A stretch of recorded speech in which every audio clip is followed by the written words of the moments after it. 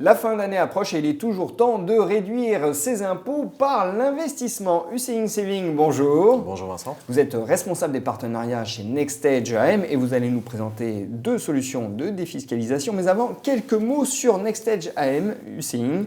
C'est une société de gestion qui a vu le jour en 2002, qui compte Artemis Holding Financière du groupe Pinot et Amundi, premier gestionnaire d'actifs en Europe, à son capital. Et c'est une société qui a investi aujourd'hui dans plus de 100 entreprises. Combien d'encours sous gestion ? Alors nous avons levé 424 millions d'euros depuis 2002. Nous sommes une équipe indépendante et nous avons levé cet argent auprès de grands investisseurs institutionnels, mais également auprès de 19 000 clients particuliers via 23 FCPI et FIP qui affichent aujourd'hui des résultats qui sont satisfaisants. Et il faut rappeler que les performances passées ne préjugent pas des performances futures, bien sûr. Et ces performances, on peut les consulter sur votre site internet. Tout à fait. Tout à fait. Alors, vous insistez chez NextEdge AM sur le fait que vous êtes des entrepreneurs investisseurs. Ça signifie quoi ? Cela signifie que nous sommes extrêmement proches des entrepreneurs de PME que nous accompagnons depuis 2002 dans leurs projets de développement à l'international, d'intégration de l'innovation, croissance interne et externe, et surtout renforcer les équipes autour de l'entrepreneur. C'est très important. Alors, à l'occasion de cette campagne, vous mettez l'accent sur le FCPI NextEdge Cap 2020. Tout d'abord, l'avantage fiscal. L'avantage fiscal pour les investisseurs, c'est 18% de réduction d'impôt sur le revenu.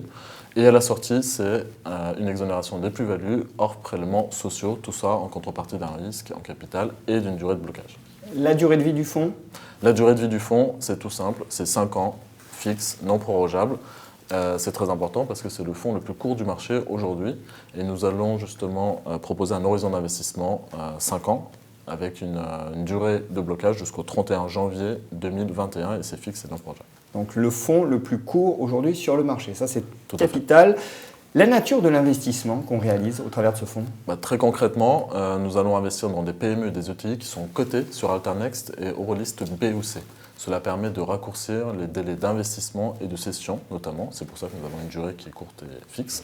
Et nous avons investi au 30 septembre ce FCPI déjà dans 26 PME, puisque c'est un fonds qui a été constitué en 2014.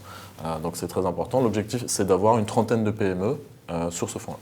Vous complétez cette offre avec le FIP NextEdge Rendement 2022. Avec un nom pareil, on comprend que vous visez le rendement comment ?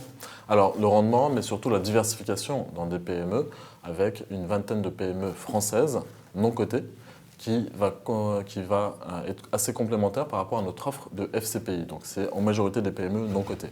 Le deuxième point, c'est le rendement, puisque nous allons utiliser les mécanismes dits de rendement avec une partie en obligations convertibles, mais également apporter des fonds propres à nos PME et aux entrepreneurs que nous allons sélectionner. Le troisième point qui est important, c'est d'avoir une visibilité pour les investisseurs, puisque c'est un fonds qui peut aller de 6 ans et demi jusqu'à 9 ans et demi.